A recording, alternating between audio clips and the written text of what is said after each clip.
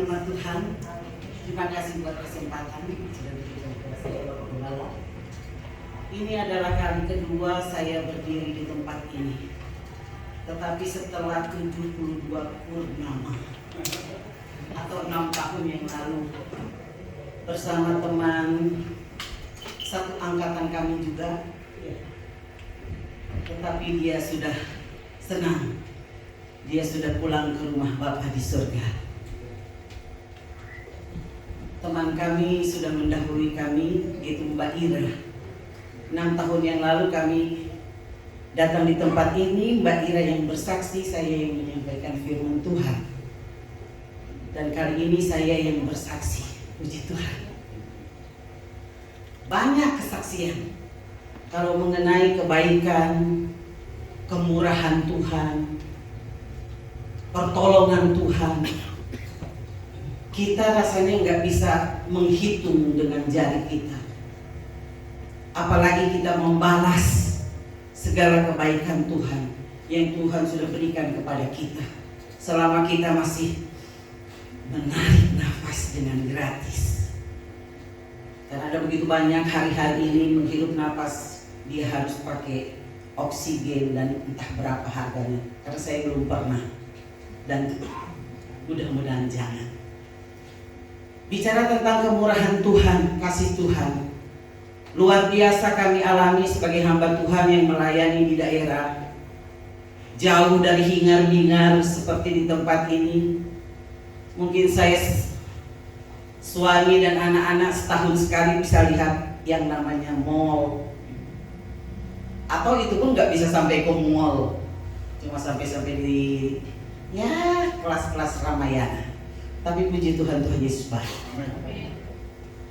Karena kita melayani bukan melayani manusia, tapi kami murni pure melayani Tuhan. 15 tahun kami di Kalimantan Barat juga menghadapi orang-orang yang sangat sederhana. Puji Tuhan, Tuhan bela.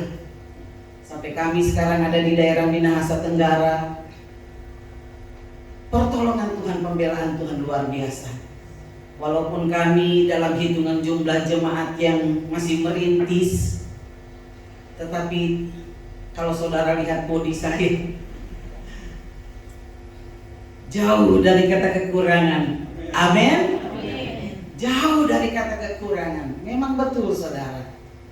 Kalau kekurangan doi mungkin, tapi kalau berkat-berkat jasmani Tuhan sediakan itu luar biasa. Lewat siapa saja Tuhan bisa pakai, siapa saja. Orang yang kita kenal, orang yang tidak kita kenal, tetangga. Mungkin saudara-saudara yang saudara-saudara sedaging malah enggak. Tetapi Tuhan pakai siapa saja. Puji Tuhan. Seperti kemarin saya mau ke Jakarta ini, atau kedatangan kami ke Jakarta ini tujuannya yaitu kami mau diwisuda. Oma-oma sama opa ini mau diwisuda.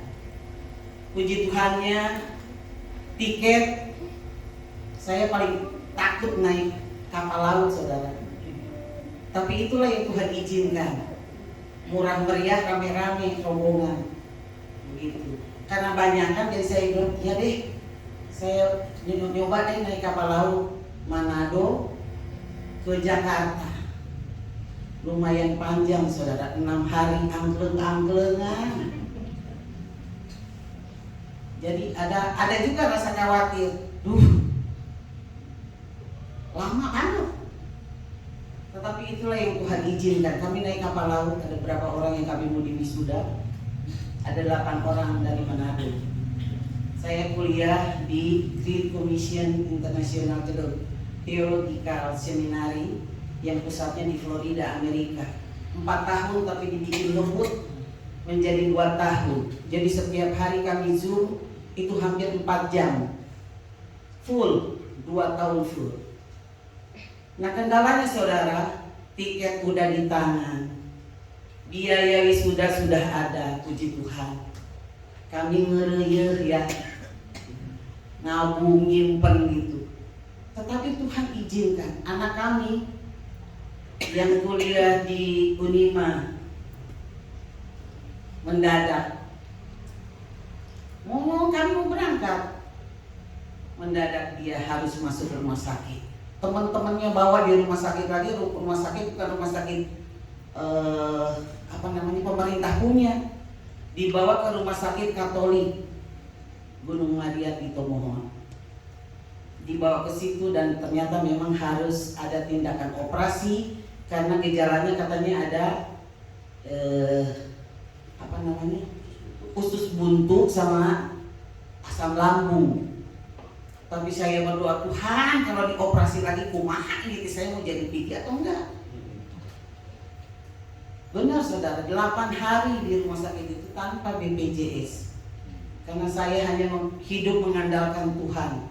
Nggak ngerti apa itu BPJS, dengar-dengar sih tapi nggak pernah ngurus-ngurus dulu barang itu. Akhirnya sudah 8 hari. 8 hari masuk, tinggal 3 hari lagi saya harus berangkat ke Jakarta. Kita bilang gimana deh? Keluar juga. Sampai saya bilang ini, kalau Ngana sehat, kalau kamu sembuh, kita mau pergi ke Jakarta. Kalau enggak kesian. Anak kos, masa pemulihan sendiri kan.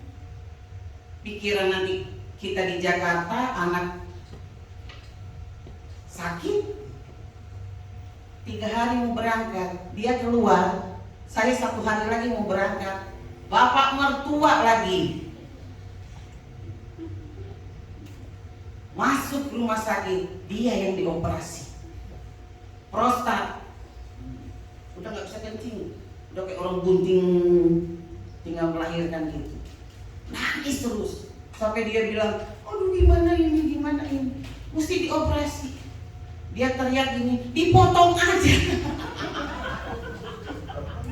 Dipotong aja, biarin aja papa mati. Kita bilang tambah urusan. Kita bilang berdoa dulu Pak. Kalau memangnya papa mau operasi ya operasi. Kalau cari jalan pintas entah innalillahi ya beneran saya nggak pergi ke Jakarta. Jadi antara ketawa, antara campur aduk pikiran saya. Kita bilang Tuhan tolong. Kalau memangnya mau operasi sekarang. Supaya besok saya bisa beberes, belum siap-siap baju. Nggak bawa baju apa-apa sih, yang saya pikir cuma bawa kabaya aja yang habis udah. Iya benar, nggak bawa baju. Ini juga baju dari almarhum. Kita bilang Tuhan, nggak sempet saya. Udah akhirnya papa masuk operasi, udah dioperasi, dibolongin di mana itu? Sama dia bohong saudara. Tuh yang kemarin guling-guling nangis-nangis minta dipotong segala, dia cengengesan, udah. Kita bilang oh Tuhan Yesus, luar biasa Tuhan. Tuhan izinkan semuanya itu terjadi. Kalau saya bilang, udahlah, berarti kamu aja deh yang pergi ke Jakarta, kamu aja yang diwisuda. Tapi ada satu teman saya bilang begini, sis 1 jam di hadapan Tuhan itu sangat-sangat berharga. Coba sekarang berlutut. Papa kan udah selesai, udah bisa ketawa lagi. Sekarang berlutut. Kita bilang, aduh ini modal nekat atau iman. Kan beda-beda tipis dan tisu. Iya toh? Uang udah habis-habisan, udah habis semua, mau bayar wisuda nggak ada. Mau bekal di kapal yang tuh 6 hari itu yang berapa kali turun dari Jailolo, turun Ternate, Ambon, apalagi Namlea, habis itu dibawa Kendari, Makassar, turun itu Surabaya, baru sampai di Jakarta. Ngos-ngosan saudara. Kita bilang amin Tuhan. Saya berangkat, adik sembuh, papa udah sembuh, pulang Jo. Kita bilang. Jadi sudah, kami 2, saya pulang lagi ke Minang, beresin mana yang saya mau bawa. Jangankan oleh teman-teman, bawa ini bawa itu, aduh boro-boro saya bilang bawa diri aja puji Tuhan. Akhirnya nyampe di Jakarta. Dan tanggal 16 kemarin saya diwisuda.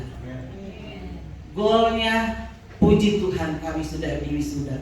Jadi seisi rumah kami yang 5 orang itu tinggal 1 orang yang belum wisuda. Walaupun kalau melihat keberadaan kami nggak mungkin saudara, jangankan mau kuliah, dan memang itu ejekan olokan yang datang ke kami itu, saya kuliah juga sampai anak Dikira katanya mau bayar dengan daun lemong. Nah itu orang Manado bilang. Kalau orang Sunda bilang, so kuliahkan weh, kayak mayar aku pakai daun. Emang mah pakai daun cina mayar kuliah gitu. Tetapi kami percaya, kami melayani Tuhan yang besar. Tuhan tidak pernah mengecewakan kami sebagai hamba Tuhan. Setiap dia perlu, saya nggak pernah bilang ini, maaf ada begini, ada. Langsung lipat lutut Tuhan, anakku perlu. Saya nggak mau tahu. Tuhan adakan lewat apa saja.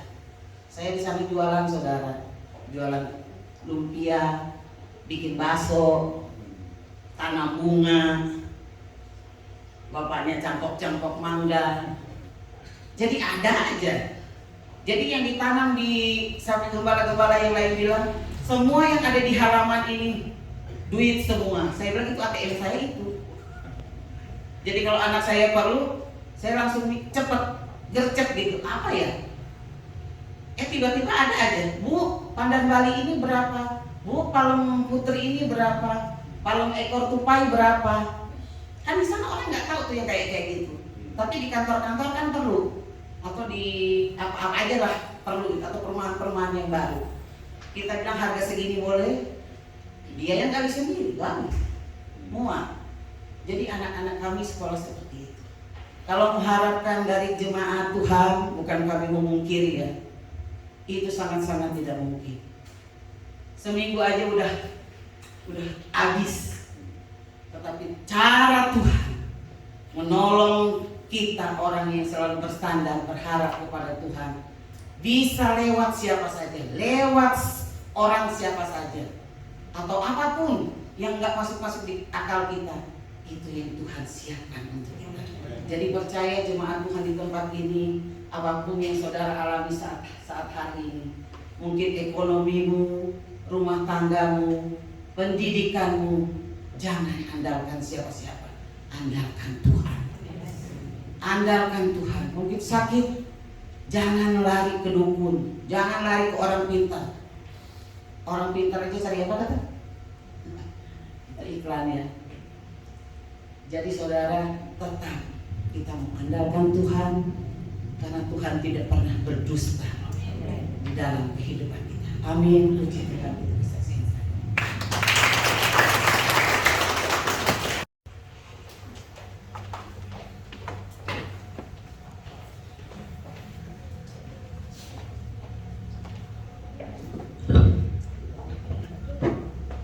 Terima kasih Tuhan Yesus untuk kesempatan di pagi hari ini, di mana Tuhan kami boleh datang bersekutu dan beribadah kepada Tuhan Yesus. Kini tiba saatnya Tuhan, kami akan mendengarkan sebahagian dari sabda. Biarlah Tuhan, sebelum kami menerima dan mendengar firman-Mu, kiranya Tuhan tolong ampuni segala dosa dan salah kami Tuhan. Kuduskan kami, kelayakan kami Tuhan, supaya kami layak Tuhan di hadapan. Terima kasih Tuhan buat hamba-Mu yang sebentar akan menyampaikan sebagian daripada firman. Kiranya Engkau berkati Tuhan, supaya kami boleh mendapat berkat daripada-Mu Tuhan. Dan biarlah firman ini Tuhan boleh menjadi teladan, boleh menjadi petunjuk di dalam kehidupan kami. Tuhan Yesus, seberapa banyak kami yang hadir, kiranya kasih karunia Tuhan di dalam Kristus Yesus senantiasa menyertai kami semua, di dalam nama Tuhan kami Yesus Kristus. Haleluya. Amin.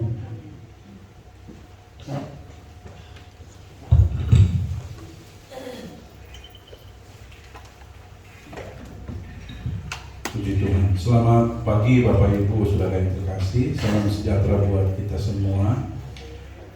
Pagi hari ini kita dikunjungi ya oleh hamba Tuhan suami istri dari tempat yang bukan cukup ya, tapi sangat jauh ya, dari Sulawesi Utara bagian Tenggara. Oh, Minahasa Tenggara ya. Ngobrol-ngobrol ternyata tempatnya Bapak dan Ibu Pendeta yang melayani kita ini bertetangga dengan Lia ya, kampungnya satu kabupaten, masih satu kabupaten ya. Jadi Lia bisa nanti curhat apa ke Kita sudah dengar sama-sama kesaksian dari Ibu Pendeta Iis Maramis. Kalau saya sih panggilan akrab Teh Iis. Loh, kok Teh Iis? Karena Ibu Iis ini asli orang Cianjur. Ketemu jodoh sama orang Manado, yaitu Bapak Pendeta Teni Maramis. Bapak Pendeta Teni Maramis ini pernah melayani firman Tuhan di tempat ini sudah sangat lama juga ya. Persisnya tahun berapa saya lupa. Ya, sebelum Ibu Iis itu Bapak Pendeta Teni pernah melayani kita. Saya nggak akan ngomong panjang-panjang. Saya merebut waktunya, waktu khotbahnya Bapak Pendeta Teni. Ya, nanti mungkin kalau mau perkenalkan lebih jauh nanti bisa disampaikan ya mungkin. Waktu dan tempat saya serahkan kepada Bapak Pendeta Teni Maramis. Tuhan memberkati dia.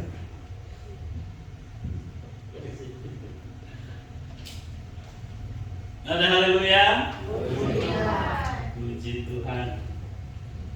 Saya berterima kasih tentu kepada Tuhan dan berterima kasih kepada Bapak dan Ibu Gembala. Ya. Nama saya Pendeta Teni Maramis. Istri saya sudah kenal ya, 3 anaknya. Loh? Jadi istri saya 3 anaknya. Jangan keluar bilang untuk pendeta dah khotbah 3 istrinya. Ya, kampung saya atau saya melayani di Minahasa Tenggara, Desa Minanga. Ayah lihat tadi ya. Kalau lihat orang Basaan, ada gambaran pasti dia sudah tahu Minanga itu di mana. Dekat-dekat dengan New York. Iya, puji Tuhan, terima kasih. Saya juga satu angkatan dengan gembala di sini. Istri saya. Jadi kami cukup kenal karena satu pelana di Godok di Cianjur. Dan ya, begitulah proses pelayanan. Sesudah dari Cianjur, saya melayani 15 tahun di Kalimantan Barat di suku Dayak, di suku pedalaman yang tidak ada listrik. Dan proses terus, kami berdua belajar, kuliah, dan kemarin baru wisuda. Puji Tuhan. Dan kenapa saya masih tetap terus belajar? Karena belajar tidak dipengaruhi dengan usia. Kita semua harus belajar. Amin. Hari ini saya mau berbicara tentang panggilan Tuhan. Saudara ada di sini, apakah ini panggilan atau karena sesuatu? Ya. Saudara sudah pernah dengar tentu kata panggilan. Kalau saudara dipanggil ketika saudara melamar di satu instansi atau di satu perusahaan, ketika nama saudara dipanggil, pasti saudara senang sekali. Tetapi ada 2, dipanggil itu untuk memberitahukan saudara diterima atau saudara tidak diterima. Iya kan? Nah, di sini kita mau berbicara tentang panggilan Tuhan yang tentunya saudara sendiri sudah dipanggil oleh Tuhan. Kapan? Saya tidak tahu. Dari kapan saudara dipanggil? Dari umur berapa saudara dipanggil? Dari umur berapa saudara mengenal Tuhan? Sehingga saudara memberi hidup, memberi diri, masuk di dalam satu pelayanan. Itu kan berawal dari satu panggilan Tuhan. Ada satu keluarga yang saya layani yang dia berkata, "Om, suami saya belum setia." Iya, dia belum dipanggil. Dia belum dijamah oleh Tuhan. Kalau engkau yang sudah dipanggil, engkau menjadi satu alat Tuhan untuk membawa orang ini dipanggil oleh Tuhan. Suamimu dipanggil oleh Tuhan. Maka hari ini kita membuka dalam 1 Tesalonika, kita melihat data bagaimana Tuhan memanggil saya dan saudara? Apa tujuan Tuhan? Mengapa Tuhan memanggil saudara? Kita lihat data atau kita lihat ayat, ada ayatnya. Ya, 1 Tesalonika 4 ayat yang ke-7. Boleh ditampilkan. 1 Tesalonika 4 ayat yang ke-7. Ini catatan yang tertulis di dalam Alkitab. Ya. 1 Tesalonika 4 ayat yang ke-7. Kita lihat. Allah memanggil kita bukan untuk melakukan apa yang cemar, di sana, melainkan apa yang Jadi saudara sudah tahu, Tuhan panggil saya dan saudara ada di dalam hadirat Tuhan. Satu tujuannya bukan melakukan apa yang cemar, tetapi melakukan apa yang Tuhan mau. Apa yang Tuhan mau dalam hidup kita? Hidup sesuai, hidup sejalan, hidup seirama dengan apa? Firman Tuhan. Dan dia memakai kata kudus. Orang-orang yang hidup dalam Tuhan, orang-orang yang sementara berjalan di dalam Tuhan, memang ada jatuh bangun. Sudah. Kesaksian istri saya, kalau saudara mau melihat perjalanan kehidupan kami pelayanan, tidak mulus, ada jatuh bangun. Tetapi kita harus mengenal, mengetahui Tuhan panggil saya dan keluarga menjadi hamba Tuhan. Ada satu sasaran yang kita harus kerjakan, tujukan, yaitu hidup berkenan kepada Tuhan. Maka ketika kita hidup berkenan, apa yang kita perlukan Tuhan siapkan. Apa yang kita butuhkan Tuhan sediakan. Ya. Nah, saudara yang kekasih dalam Tuhan, bagaimana cara kita mau menjaga panggilan Tuhan? Kita ini kan semua sudah dipanggil oleh Tuhan. Saya tidak tahu bapak-bapak, ibu-ibu sudah berapa lama saudara iring Tuhan, saya tidak tahu. Mungkin gembala saudara tahu, saudara sudah sekian lama ikut Tuhan lewat gereja di tempat ini. Saya dilantik di Minahasa Tenggara di gereja Pantekosta di Indonesia. Kami melayani sudah masuk 4 tahun. Dilantik oleh Majelis Daerah Sulawesi Utara di satu desa yang berhadapan dengan Laut Maluku, yang tinggal 200 meter. Teman saya bilang, kalau tsunami brur duluan. Kita bilang, enggak, tsunami mau lewat begini, nanti brur duluan. Kita bercanda. Dekat sekali dengan pantai. Dekat sekali. Ya, hal-hal yang menakutkan secara manusia kalau itu terjadi, ya tentu ada. Tapi waktu isu tsunami, semua orang sudah nyingkir, semua naik ke gunung, ke Lamongan, ke Tumon. Kami ada di gereja. Sedikit-sedikit saya keluar lihat. Ya belum ada. Jadi saudara, kematian yang tentukan Tuhan, bukan tsunami. Kalaupun ada tsunami di mana-mana, ada juga kesaksian tsunami segitu hebat, ada juga yang selamat, bukan? Jadi setiap kehidupan kita itu ada yang jatuh. Jadi saudara yang kekasih, bagaimana kita menjaga panggilan Tuhan dalam hidup kita?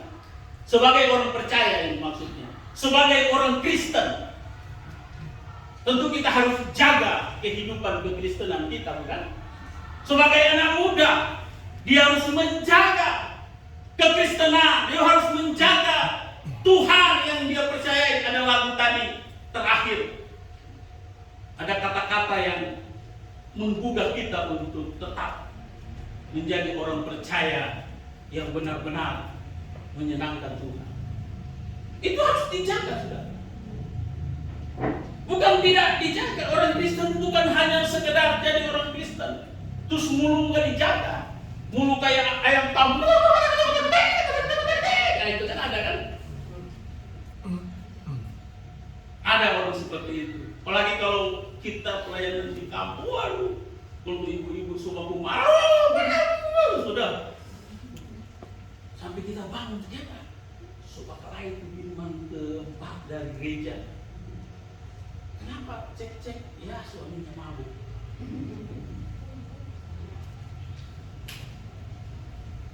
Jadi bagaimana kita mau menjaga panggilan? Saya catat di sini adalah yang pertama, bertahan. Mari kita cek ayatnya. Bagaimana kita mau menjaga panggilan Tuhan? Saya catat di sini, bertahan. Kita lihat ayatnya. Efesus 6 ayat yang ke-11. Boleh ditampilkan. Ini ada data bagaimana orang percaya mau bertahan. Ya. Apa katanya? Kenakanlah seluruh perlengkapan senjata Allah supaya kamu dapat bertahan melawan tipu muslihat iblis. Jadi saya catat di sini bagaimana kita mau menjaga panggilan Tuhan, ya bertahan. Apakah ini kata-kata saya? Bukan. Kata-kata firman Tuhan. Ini datanya.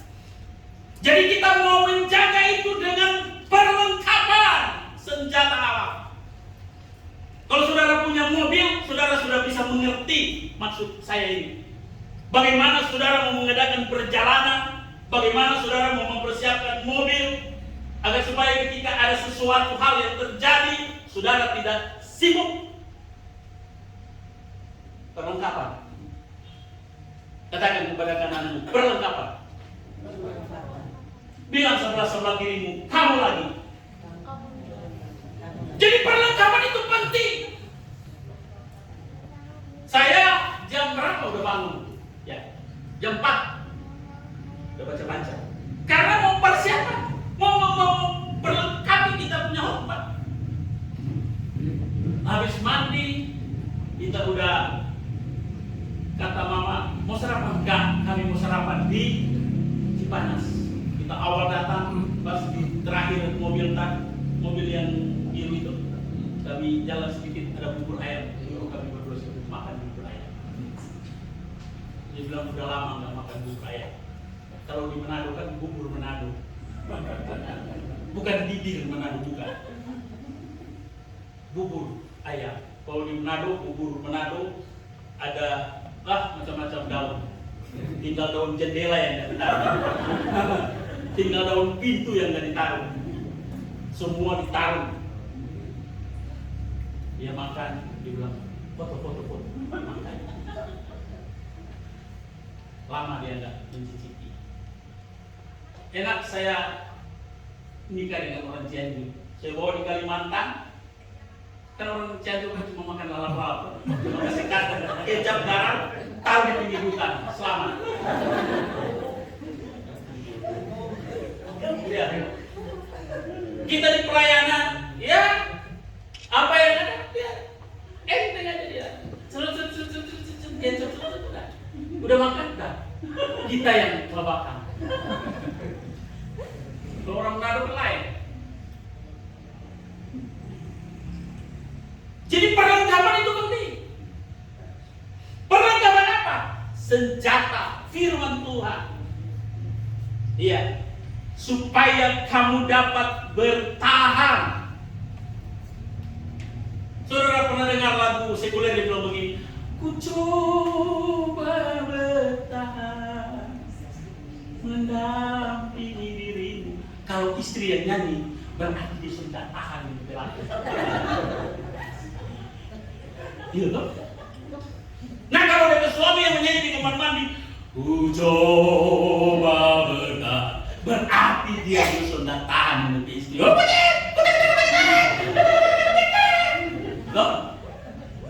Ya kalau istri ayam kamu kucing. Istrinya suaminya pergi.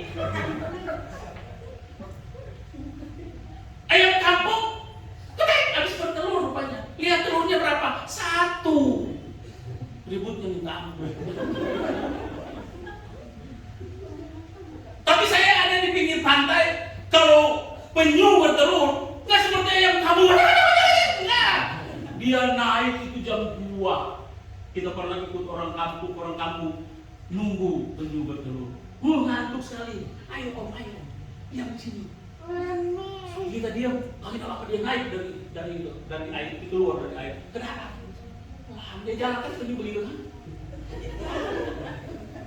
Nggak ada. Iya. Kita lihat sampai ada 50 meter ke darat, dia gali. Dia buang telurnya. Berapa telurnya? 200, 300. Dia begini. Turun lagi. Mana yang kampung mama Tuhan? Apalagi kalau dia punya jantan, udah ketok. Kalau yang itu ketok. 1 telurnya sudah.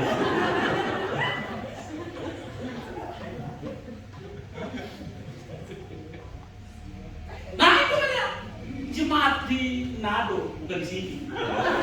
Dah sumbang 1 sak semen di gereja. Dia cerita untuk gereja sana kalau kita nggak sumbang nggak bangun. Berapa nggak ada sumbang? 1. Najis. 1 sak mau dia cerita sama orang. Kalau mau sumbang kita tuh pura-pura tadi. Apa dia? Kembali aja bilang-bilangnya kalau kita ya. Ada 1 ibu lagi. Kasih handuk Pak, kita handuk. Aduh, kita pakai Tuhan, tak tempel semua di bulu-bulu. Aduh, nggak mau krim tuh air. Handuk waktu murah tuh. Ya kalau kasih krim, macam dia berceritakan. Udah kasih handuk waktu gembala sana. Kok rupanya bukan kita lagi, ada tuh gembala sebelah lagi. Dia bilang, gembala tuh ibu sana ada kasih handuknya ada isap air.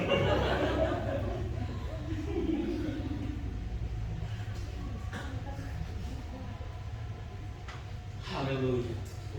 Mau bertahan? Mau bertahan di sini? Kita kaget datang di sini sampai kita tanya, benar ini tempat pelayanannya Pak? Gini, oh iya, katakan biasanya di atas. Kita pikir udah ganti presiden.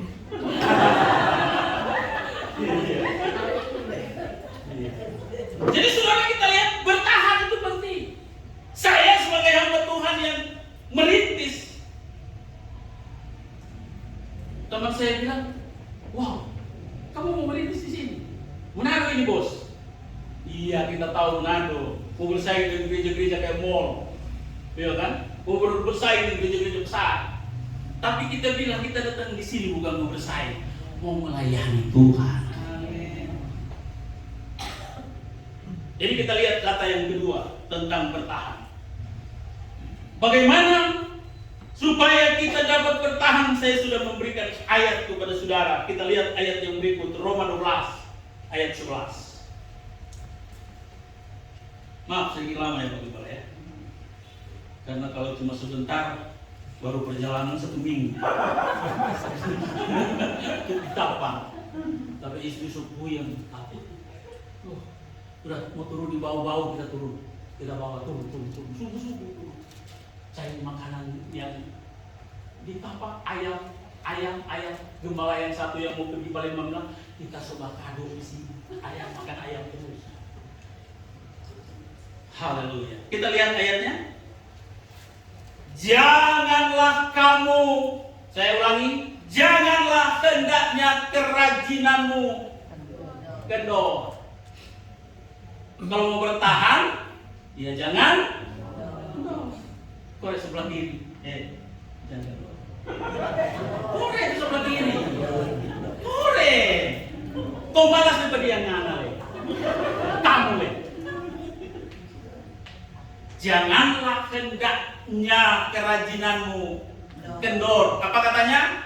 Biarlah rohmu menyala-nyala. Ada api. Ada api. Colek sebelah kanan. Apimu seperti apa? Jangan sampai api masih ada. Api Pantai Costa. Orang lalu api Pantai Costa punya pulang Bapeto terus. Oh, api Pantai Costa itu nggak ada kalau Bapeto terus.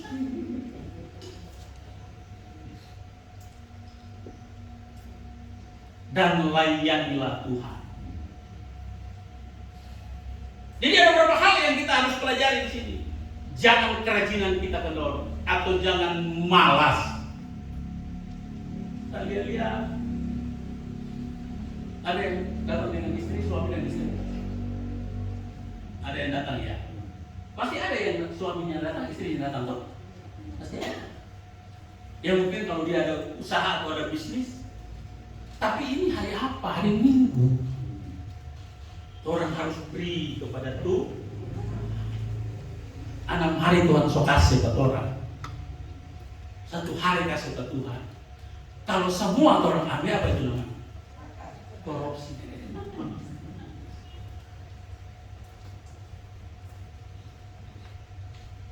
100.000 Tuhan kasih, 10.000 Tuhan punya. Kalau semua orang ambil 10.000 milik Tuhan, Tuhan bagi lagi, Tuhan ambil, korupsi.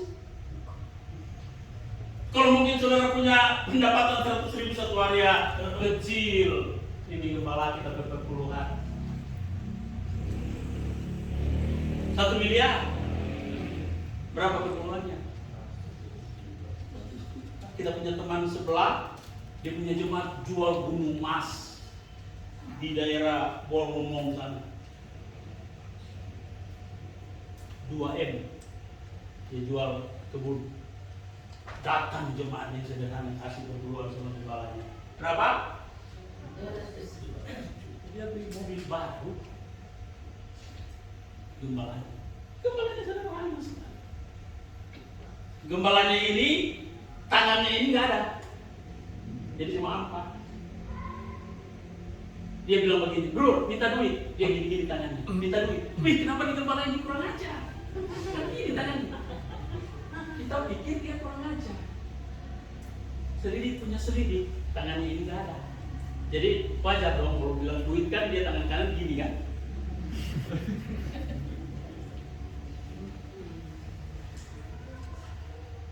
Waktu pertemuan di Minahasa Tenggara dia bawa mobilnya ras dia bawa. Oh, sederhana pelayanannya. Dia bilang, bro, kita ke jemaat ada ke bawah berpuluhan. Kenapa jemaat Bapak? Iya, memang dia sudah dari dulu. Dia pelayan Tuhan yang setia. Dan itu luar biasa. Saya baru dikasih motor, saya sudah bangga. Apalagi dikasih mobil kan? Iya. Jadi jangan kendor, melayani Tuhan, semangat. Data yang ketiga dalam bertahan, kita lihat Yakobus 1 ayat 12. Ada apa kepada orang yang bertahan? Ada apa kepada orang yang bertahan? Yakobus pasal yang pertama ayat 12. Berbahagialah orang yang bertahan dalam pencobaan. Nah ini orang yang bertahan dalam proses hidup.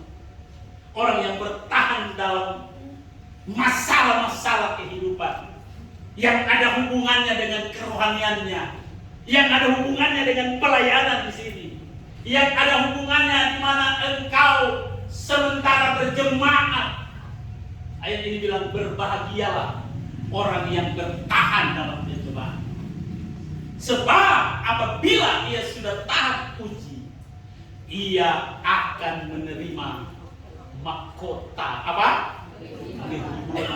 Mahkota kehidupan ini bukan diberi oleh gembala, tapi mahkota kehidupan ini data Alkitab bilang yang dijanjikan Tuhan kepada barang siapa. Jadi kata barang siapa bukan cuma kita, orang-orang yang ada di luar sana yang belum kenal Kristus juga kalau dia terima dapat mahkota. Kepada barang siapa yang mengasihi. Ini 3 data atau 3 poin bagaimana kita menjaga panggilan. Kita lihat yang berikut. Bagaimana kita menjaga panggilan Tuhan yang kedua? Jangan gelisah. Saya memakai kata jangan gelisah. Ada banyak anak-anak Tuhan hari-hari ini ketika diproses ada persoalan, dia kasak kusuk, dia bingung, bagaimana ini? Oh Tuhan, kenapa begini? Oh Tuhan, mengapa begini?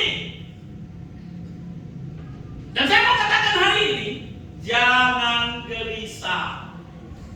Artinya kalau nanti, kalau bapak-bapak atau saudara yang sudah pernah mengalami proses kehidupan berhubungan dengan kerohanian, mungkin saudara tinggal bilang, puji Tuhan saya sudah lewati.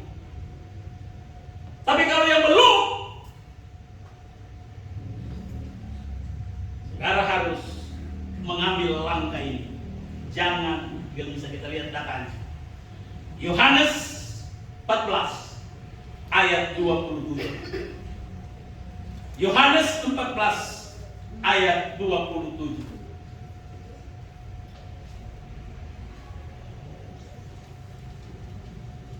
Injil Yohanes 14 ayat 27.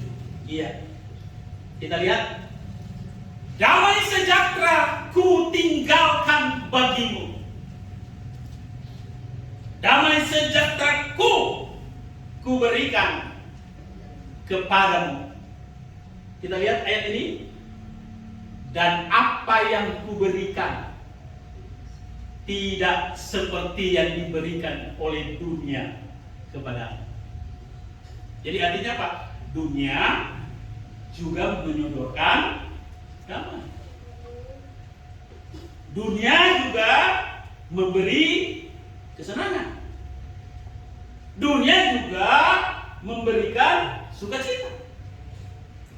Kita harus akui itu. Tetapi ayat ini bilang tidak seperti yang diberikan oleh dunia kepadamu. Janganlah gelisah dan gentar hati. Itu sebabnya saya catat dalam poin yang kedua, jangan gelisah, jangan kasak kusuk ketika kita diproses, ketika kita diperhadapkan dengan masalah sebesar apapun. Jangan kita lari kepada dunia, berharap pada dunia. Apa katanya? Sia-sialah harap pada Yesus.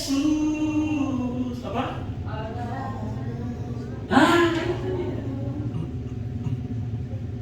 Jadi jangan perlu kita gelisah. Apakah manusia suka gelisah? Ada gelisah? Ada. Tetapi jangan kegelisahan ini mendominasi, menguasai hidup kita. Ketika gelisah ini menguasai hidup kita, kita lihat Tuhan menjadi kecil. Tapi kalau Tuhan yang mendominasi hidup kita, kita lihat persoalan menjadi kecil.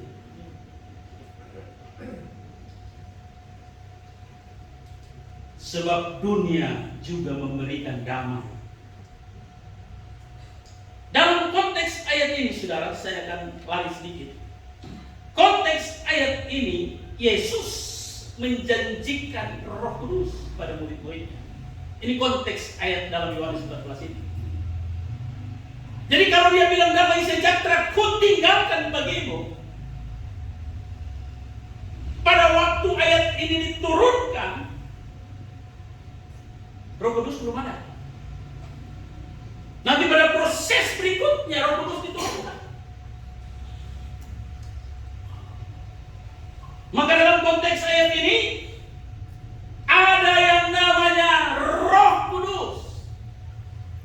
Makanya supaya kita tidak gelisah, maka kita harus memberi tempat kepada Roh Kudus. Kita pakai guru J.H. Hendak menciptakan lagu, peganglah tanganku Roh Kudus, 1 bulan 1 kali. Dilirik itu setiap hari.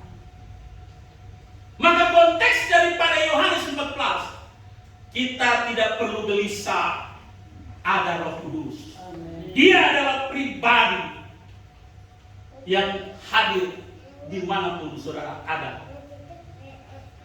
Roh Kudus hadir dalam setiap kehidupan. Roh Kudus adalah penolong. Dia tetap akan selalu ada dengan kita. Kita lihat data yang berikutnya tentang kata gelisah. Yohanes 14 ayat 16. Masih di dalam ayat tadi deh. Kita naik ke atas ayat 16. Ini yang saya bilang konteksnya Yohanes 14 tentang Roh Kudus. Aku akan meminta kepada Bapa dan Ia memberikan kepadamu seorang penolong yang lain. Itulah Roh Kudus. Supaya Ia menyertai kamu selama-lamanya. Jadi Roh Kudus itu menyertai bukan cuma hari Minggu ini. Roh Kudus menyertai saya dan istri di kapal bukan cuma 6 hari. Tapi Dia menyertai sampai hari ini, dan firman berkata dalam data ini, selama-lamanya. Kita mungkin sudah tidak ada di dunia ini. Roh Kudus menyertai anak cucumu selama-lamanya berlaku. Kita mungkin sudah tidak ada, tapi kita punya keturunan. Roh Kudus menyertai selama-lamanya. Itulah janji Tuhan kita. Beda dengan janji Tuhan yang lain. Beda. Tidak ada Tuhan seperti Yesus. Walaupun di luar sana orang bilang Yesus bukan Tuhan, itu hakmu. Tapi kita harus berkata Yesus adalah Tuhan. Amin. Karena ayat ini bilang Dia menyertai kita selama-lamanya. Walaupun kita tidak setia, walaupun kita malas-malas ke gereja, ayat ini tidak pernah tarik. Dia tetap menyertai engkau selama-lamanya. Tetapi kalau engkau tidak mau bertobat, engkau mati, masuk neraka. Masuk neraka sudah. Karena keselamatan harus dikerjakan. Ada orang punya ajaran 1 kali selamat tetap selamat. Gereja Pantekosta tidak mengajar seperti itu. Keselamatan harus dikerjakan. Kita memang sudah selamat, tetapi kita harus kerjakan keselamatan itu sampai akhir. Iya kan? Sampai langkah terakhir. Iya, kita lihat berikut bagaimana menjaga panggilan Tuhan yang ketiga. Tinggal di dalam Tuhan. Jadi yang pertama bertahan, yang kedua jangan gelisah, dan yang ketiga tinggal di dalam Tuhan. Jangan keluar, jangan lari, jangan malas, jangan meraju. Ada orang kalau meraju sama gembala dia mau ke gereja. Mari di sini tidak ada ya. Tidak ada gembala bilang bruten nanti kalau khotbah bilang meraju sama gembala. Tidak ada, kita dengan gembala tidak ada di sini tadi. Gembala aja kaget saya datang. Meraju sama gembala ada jemaat yang meraju sama gembala. Ada. Kecewa sama sesama pelayan dipindah gereja ada. Kecewa sama istri dia tidak mau ke gereja ada. Kenapa kamu kenapa kita istri saya kenapa? Kota istri saya kota. Jadi kalau ada tuh istri-istri seperti itu bertobat. Supaya itu suami mau berdiam di rumah. Dia so kecewa istri cewek. Dia pergi di restoran, Mas mau makan apa Mas? Oh, selesai. Coba lihat pelayan-pelayan di luar sana. Mau pelayan bank, mau pelayan di mana-mana. Kalau tuh suami dia pasti di rumah, mau minum apa Pak? Manis sekali pelayanan kita. Karena dia aja seperti itu, melayani tamu. Selamat pagi Pak. Lama-lama, sudah pagi Pak.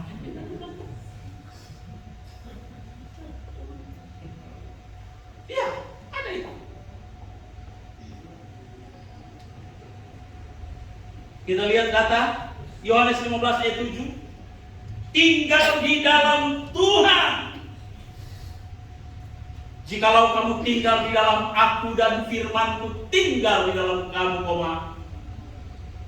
mintalah apa saja yang kamu kehendaki, kamu akan menerima. Kita punya istri berkesaksian, kami alami. Mau datang ke Manado, uangnya ada, tadinya ada. Itu sudah habis kesaksian tadi kan. Dari rumah sakit, dari itu. Kita berdua orang bahagia. Kok bagaimana tuh orang dua ini? Apalagi ibu tapi istri kan diberet. Nah, ya. Sudah. Tiba-tiba ada kata-kata teman. Hai hamba-hambaku. Nah ini saya hanya cuma ini. Tuhan itu 1 jam 1 detik berharga. Dalam keadaan kita berdua sementara bertanya-tanya, tiba-tiba bunyi, ting! Dia punya notifikasi BRI. Tiket tersedia. Terus kita bilang, coba berdua. Iya, nggak jadi. Itulah Tuhan. Dan mungkin gembala di sini mengalami bagaimana berrenovasi. Itu pasti jemaat sini alami. Berkat yang orang tidak pikirkan datang. Karena Tuhan kita Tuhan yang bergerak. Amin. Tuhan kita adalah Tuhan yang hidup. Saya nggak masuk akal saudara. Saya merintis di Minahasa Tenggara di Kampung Minanga ini di 200 meter dari masjid. Saya bilang nggak, saya biasa di Jawa. Kenapa saya mau bangun di kampung saya sendiri ada masjid, saya takut. Saya bangun. Belum ada jemaat sudah. Saya sudah tahu di situ lokasi pembangunan gereja. Belum ada jemaat. Kita berdua maju. Tiba-tiba satu pendeta datang. Pak pendeta, kami mau bangun gereja di sini. Oh, yang benar. Bapak gereja mana? Bukan satu gereja. Dia telepon lagi. Kami mau datang besok. Itu sudah seminggu kemudian dia telepon. Kami mau datang besok. Bapak cari tukang, langsung meletakkan batu. Oh, bingung. Dan betul sudah datang 6 orang dari Korea, 7 dengan orang Manado satu ini. Rupa-rupanya saya dapat bantuan dari misi Korea. Saya tidak pernah kenal. Kesaksian mereka waktu mereka berdoa di Korea, mereka melihat sinar Indonesia dan titik sinarnya di sini. Bangun gereja kita. Saya tidak pernah tahu. Mulai dari situ saya jadi kuat dan saya mengandalkan Tuhan dan bertahan. 3 bulan gereja itu selesai. Belum ada isinya seperti ini. Gereja ada. Belum ada jemaat. Tapi kita bilang sama istri, kalau Tuhan bangun gedung, masa jemaat Tuhan tidak kirim? Dan Tuhan kirim walaupun baru sedikit. Saya bilang, tapi istri bilang baru 12 ekor. Orang memulai dari 12 jiwa. Teman-teman lain yang sudah 30 tahun, 27 tahun, Heletian 1 grup. Kita bilang beda bro. Kita ada menabur di Kalimantan 15 tahun. Kamu di sini baru berapa? Baru 4 tahun. Ya beda. Jangan kamu lihat saya di sini baru, tapi saya menabur di Kalimantan, nggak ada listrik, jalan kaki. Rupa-rupanya Tuhan hiburkan saya di Minahasa Tenggara. Karena Tuhan itu adil. Istri saya nangis-nangis waktu dari Cianjur kita bawa di Kalimantan. So lengkap di sana sudah. Saya bilang sudah. Datang. Hele handuk nggak ada. Hele handuk di rumah mandi nggak ada. selimut nggak ada. Kita tidur di tengah-tengah itu lampu teplok supaya hangat. Berapa tahun ya, Mak? Masa pakai tiup-tiup, ya dia cianjukan, masuk di pedalaman. Dia mau bikin mie, dia so taruh tuh air tuh mie, air api belum jadi, dia tiup, naik semua, dia punya masuk dalam mie. Kita bilang salah kalau masak mie di kayu api itu, apinya sudah jadi dulu, sudah bagus, baru taruh airnya. Dia taruh airnya semua, dikira gas. Baru dia tiup-tiup. Semakin kuat dia tiup, semakin naik semua, jatuh semua di dalam. Dindingnya bambu baru, jemaat dinding baru, bambu baru. 3 bulan keluar itu apa itu? Ya, debu-debu dari bambu itu. Kok kita bilang siapa suruh kawin dengan pendeta? Di pedalaman lagi. Mandi nggak ada WC, mandi di kuala bawa pakai sarung. Orang sana kan kita pakai sarung mandi. Dia ikat sana, ikat sini, garuk sana, garuk sini, sama aja, nggak bisa. Di kuala ini laki-laki semua ada mandi pakai sarung. Dia ikat sana, ikat sini. Orang sana kan kita aja gitu mandi. Jadi dia mandi kita tahan kiri kanan, kiri, kiri, kiri. Akhirnya aman kita mandi udah gelap-gelap dikit. Wah, sementara mandi lewat batang emas 3. Pus, mandi. Ya, begitu. Melayani orang sederhana. Tapi 15 tahun saya bertahan di sana. Membuka pelayanan ada 20 lebih pos pelayanan.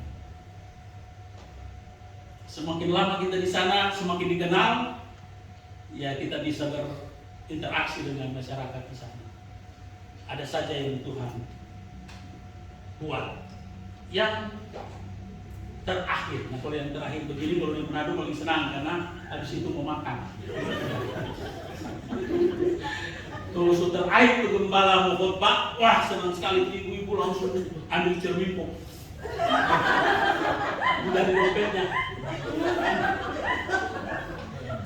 Waktu firman Tuhan giliran terakhir udah langsung buka tas. Kalau enggak tas ambil HP-nya.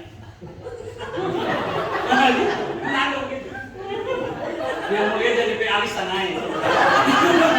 Dia mulai jadi DP lifting. Biasa. Gembala tinggal senyum-senyum. Haleluya. Yang terakhir. Ini yang terakhir. Meninggalkan hidup yang lama. Ini penting, ini agak keras saya mohon Pak. Tapi belum selesai sekarang. Masih ada beberapa menit lagi. Tapi ini poin yang terakhir. Meninggalkan hidup yang lama. Kita lihat data. 2 Korintus 15. Maaf, 2 Korintus 5 ayat 17. Silakan nih, tampilkan nih.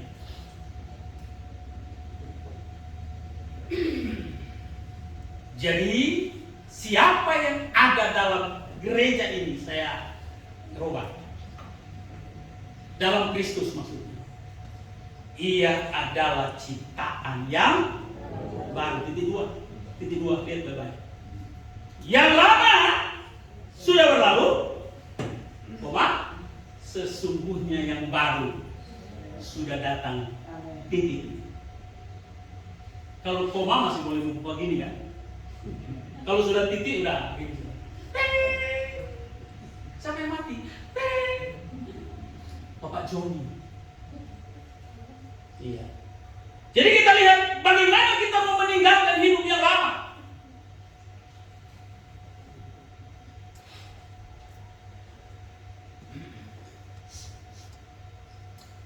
Siapa yang ada dalam Kristus? Siapa itu yang dalam Kristus? Kita orang percaya, orang Kristen. Artinya orang Kristen harus berani tinggalkan hidup lama. Itu yang tinggalkan. Masih suka, belum pas dengan suami. Dua-dua merendahkan diri, tinggalkan.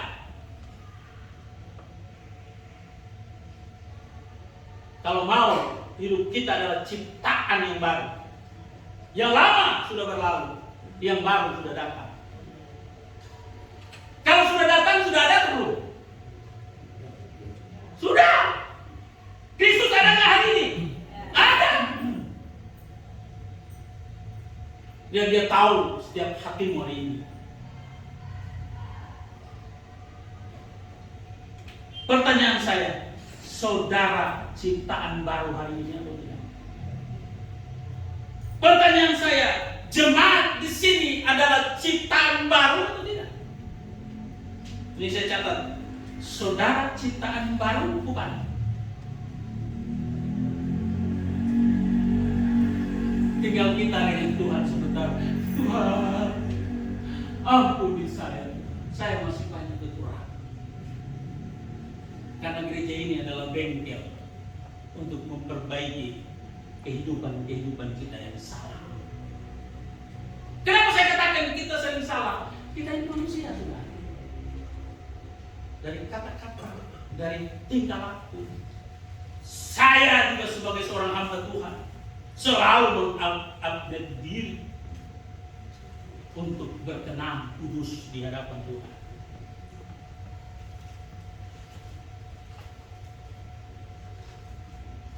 Kalau kita ciptaan baru berarti kita sudah dibaptis, sudah lahir baru. Ada yang belum dibaptis di sini? Baptis sudah semua. Baptis sudah ciptaan baru. Mengapa kita dipanggil menjadi milik Kristus? Tuhan panggil kita ada tujuan. Kalau engkau Tuhan panggil dalam satu keluarga baru engkau yang ikut Kristus, ada tujuan Tuhan dalam hidupmu untuk memenangkan keluargamu. Tapi hari ini keluarga dan istri masih ada yang Muslim. Waktu kita masuk rumah, auranya berbeda. Wow, beda. Kita bilang beda Tuhan kita dengan Tuhan Anda dengan Tuhan saya. Beda. Ada orang bilang begini, Isa Al-Masih dengan Yesus sama? No, tidak sama. Kalau ada yang masih beranggapan Isa Al-Masih dengan Yesus Kristus sama, keliru. Isa Al-Masih bukan Yesus Kristus. Makanya pemerintah udah ganti kan? Bukan di kalender kan? Hari apa kalau tanggal merah itu? Isa Al-Masih, kenaikan Isa Al-Masih. Diganti kan? Yesus Kristus. Karena beda Isa Al-Masih dengan Yesus. Beda. Isa Al-Masih dia lahir di bawah pohon kurma. Setuju? Setuju, harus setuju. Yesus Kristus dia lahir di kandang Betlehem. Dua. Nggak mungkin Pak Gideon lahir di Bagaimana lahir di mana? Di rumah sakit di Sukabumi. Kok ada lagi Pak Gideon yang lain, kita lahir di Mitra. Oh palsu. Saudara akan terima, saya Gembala Gideon Slamet lahir di Mitra. Saudara bilang, oh itu bukan kita punya gembala. Gembala saya lahir di Sukabumi, walaupun di rumah sakit. Isa Al-Masih beda dengan Yesus Kristus. Sudah ada datanya. Jadi jangan bilang sama, tidak. Dia lahir di bawah pohon kurma. Tidak ada saksi.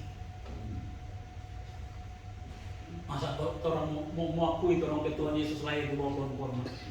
Nah, kalau kita mau bilang Pak Gembala lahir di rumah sakit kan tadi. Kalau kita bilang enggak, ada lahir di oto, di mobil.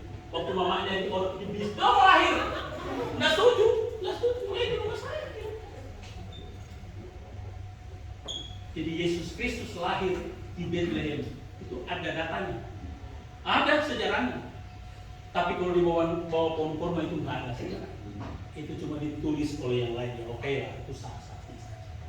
Itu mereka. Haleluya. Roma 1 ayat 6. Roma 1 ayat yang ke-6.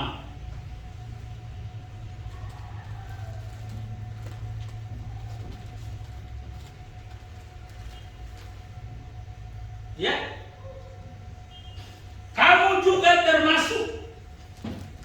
di antara mereka, kamu yang telah dipanggil menjadi milik Kristus. Di kita yang sudah dipanggil menjadi milik Kristus hari ini, bersyukur kepada Tuhan. Amin.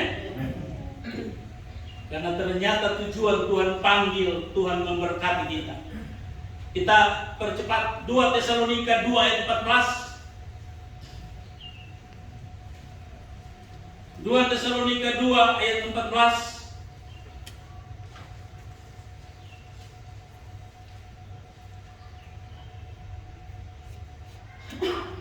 Untuk itulah Ia telah memanggil kamu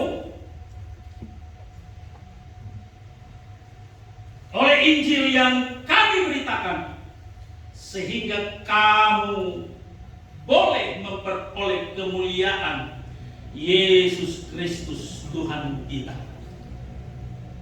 Jadi saudara, mengapa kita dipanggil? Untuk itulah kita dipanggil. Untuk itulah Ia telah memanggil kamu, saya dan saudara yang dimaksud, oleh Injil yang kami beritakan. Mungkin saudara kenal Kristus dari pemberitaan Injil pendeta mana, atau mungkin saudara dengar dari siapa. Ayat ini terjadi dalam kehidupan saudara, ini datanya. Untuk itulah Ia telah memanggil kamu oleh Injil yang diberitakan. Saya mengenal Kristus, bertobat, lahir baru dari satu penginjil yang masuk di kampung saya menginjil. Saya terima Yesus, sehingga kamu boleh memperoleh kemuliaan Kristus Tuhan kita. Kita yang ada hari ini, kita memiliki kemuliaan Tuhan. Di mana-mana kita pergi dan berada, ada kemuliaan Tuhan. Kalau saudara memiliki kemuliaan Tuhan, tidak ada yang bisa menyentuh saudara. Karena kemuliaan Tuhan itu kudus. Di mana-mana saudara disenangi oleh orang. Karena kemuliaan Tuhan ada dalam hidupmu. Karena kata ayat ini, memperoleh kemuliaan Tuhan. Ada orang Kristen yang tidak memperoleh kemuliaan Tuhan. Hidupnya marah-marah terus. Hidupnya emosi terus. Ada orang Kristen yang keluarganya berantakan, tidak ada kemuliaan Tuhan. Ada orang Kristen yang mungkin nyaris mau bercerai, tidak ada kemuliaan Tuhan. Jadi saudara yang terkasih, sangat penting Roma 8 ayat 30. Sebagai penutup, tadi kan saya bilang terakhir, sebagai penutup. Roma 8 ayat 30. Kalau lama mau cari dekat-dekat Kejadian. Ya, dan mereka yang ditentukannya dari semula, mereka itu juga dipanggilnya. Dan mereka yang dipanggilnya, mereka itu juga dibenarkannya. Dan mereka yang dibenarkannya, mereka itu juga dimuliakan. Itu panggil. Kita angkat satu pujian. Mari singers, pemain musik, kita lakukan satu pujian. Yesus jamah, Yesus jamah. Haleluya. Kita akan merenungkan sedikit firman Tuhan hari ini. Kita mau menyembah Tuhan hari ini. Apa yang kita boleh terima hari ini, biarlah kita mau kontak hati dengan Tuhan hari ini. Tuhan, terima kasih Engkau sudah memanggil saya. Tuhan, terima kasih Engkau sudah panggil saya hari ini. Duduk di tempat ibadah ini, di rumah Tuhan ini. Saya bersyukur boleh dengar firman Tuhan. Yesus jamah, kita boleh dengar. Haleluya. Jamah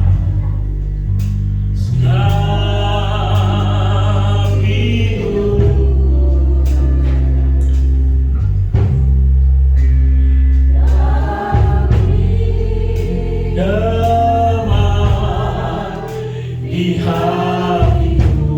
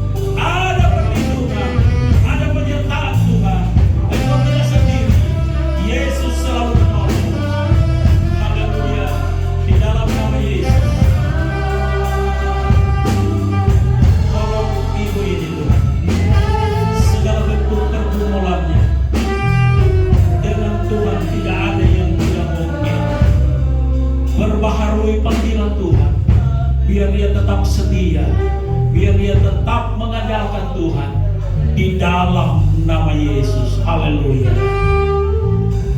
Terima kasih Tuhan Yesus. Boleh kembali.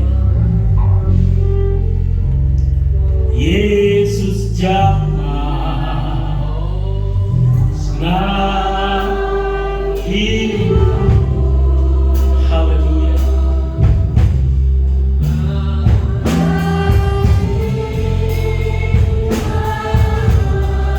Mari pendeta Priscilla berdoa untuk firman.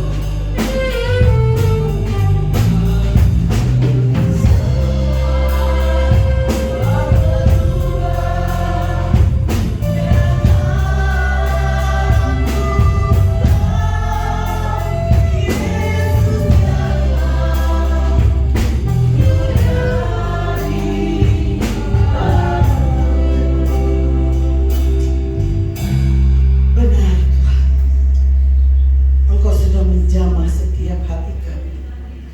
Kami percaya Tuhan Engkau ada bersama dengan kami. Engkau melawat kehidupan kami Tuhan.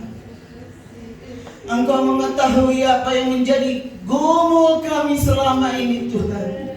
Hari ini Bapa, kami mendapat jawaban yang pasti daripada Tuhan.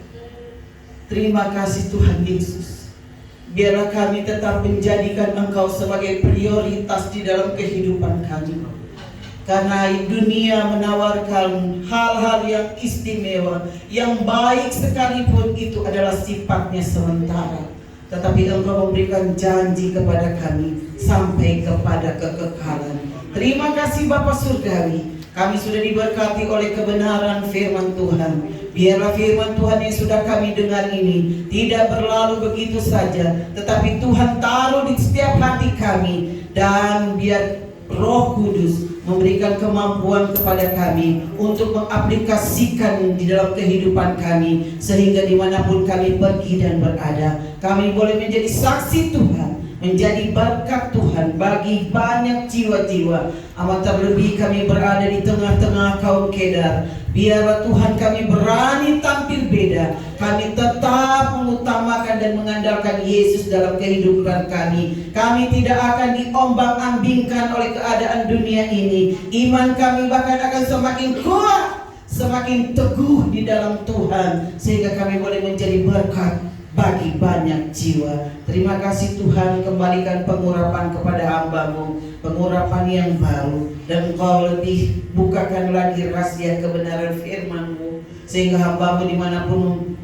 memberitakan firman Tuhan, nama Tuhan yang dipermuliakan. Terima kasih Bapa Surgawi, terima kasih. Sebentar kami seluruh sidang jemaat juga akan memberikan korban syukur kami sebagai ucapan syukur kami kepada Tuhan. Besar kecil Engkau menilik dari tempat yang maha tinggi, dan Engkau akan membalas berlipat kali ganda sesuai dengan janji firman Tuhan. Terima kasih Bapa Surgawi. Inilah doa kami yang kami minta dan kami alaskan di dalam nama Tuhan Yesus Kristus, kekasih jiwa kami. Haleluya. Amin.